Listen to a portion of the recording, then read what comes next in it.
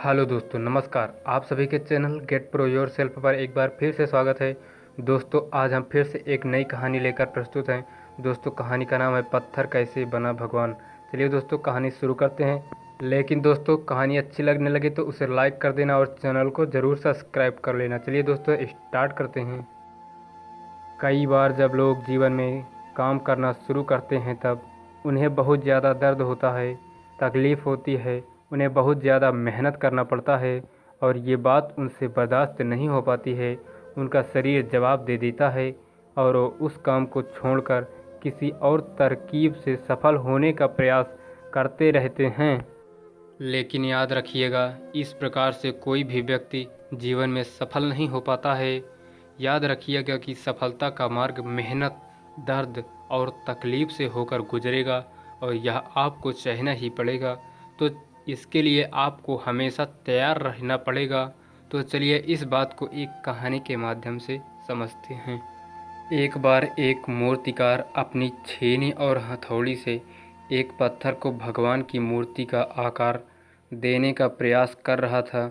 जैसे ही वह छेनी पर अपना हथौड़ा चलाता, वह पत्थर चिल्लाने लगता और कहने लगता कि ये क्या कर रहे हो, मुझे इतना मार क्यों रहे हो, मुझे बहुत दुख हो रहा है, तकलीफ़ हो रही है, पीड़ा हो रही है, मुझे अपने हाल पर छोड़ दो और यहाँ से चले जाओ।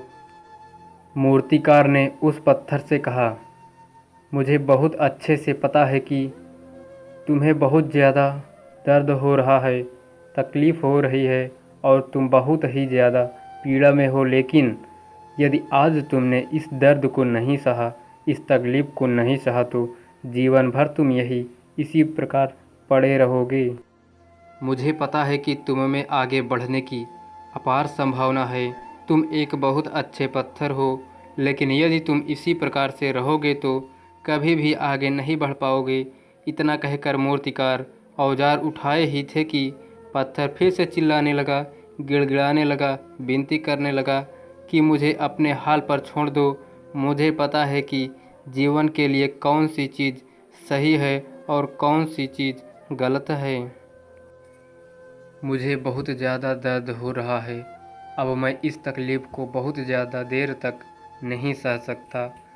पत्थर कह रहा है, मैं जिस हालत में हूँ उसी हालत में मुझे तुम छोड़कर यहाँ से चले जाओ। उस मूर्तिकार ने फिर से उस पत्थर को समझाने की कोशिश की, ज़्यादा अधीर मत बनो और अपने सब्र को बनाए रखो। थोड़ी देर और इस दर्द को सहो।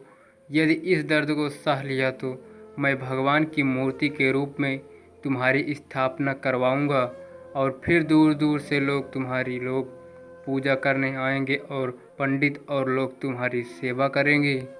लेकिन पत्थर ने उस मूर्तिकार की एक भी बात नहीं मानी। वह चिल्लाता रहा और अपनी बात पर अड़ा रहा। मूर्तिकार में उस पत्थर को समझाने की बहुत कोशिश की, लेकिन वो पत्थर नहीं माना। अब मूर्तिकार भी थक चुका था और उस पत्थर को छोड़कर आगे बढ़ गया और थोड़ी ही दूर जाकर देखा कि एक और बहुत ही अच्छा पत्थर पड़ा हुआ है। उसने छीनी और हथौड़े उठाई और उस पत्थर को मूर्ति बनाने के लिए वो तैयार हो गया। मूर्तिकार ने छेनी और हथौड़ी का वार दूसरे पत्थर पर जारी रखा। दूसरे पत्थर को भी दर्द हुआ, तकलीफ़ उससे भी हुई, लेकिन उस पत्थर ने बर्दाश्त कर लिया और देखते ही देखते थोड़ी समय के बाद उस पत्थर ने भगवान की मूर्ति का रूप धारण कर लिया। थोड़ी दिन बाद उस मूर्ति की एक मंदिर में स्थापना हो गई। धीरे धीरे करके लोग वहाँ पूजा पाठ करने आने लगे। लोगों की मन्नतें वहाँ से पूरी होने लगी और वह मंदिर बहुत ही ज़्यादा प्रसिद्ध हो गया। अब धीरे धीरे करके दूर दूर के गांव के लोग वहाँ पूजा पाठ करने आने लगे। फिर एक दिन और उससे पत्थर को उसी मंदिर में लाया गया और उसे एक कोने में रख दिया गया। अब लोग आते और उस पत्थर पर नारियल फोड़ते।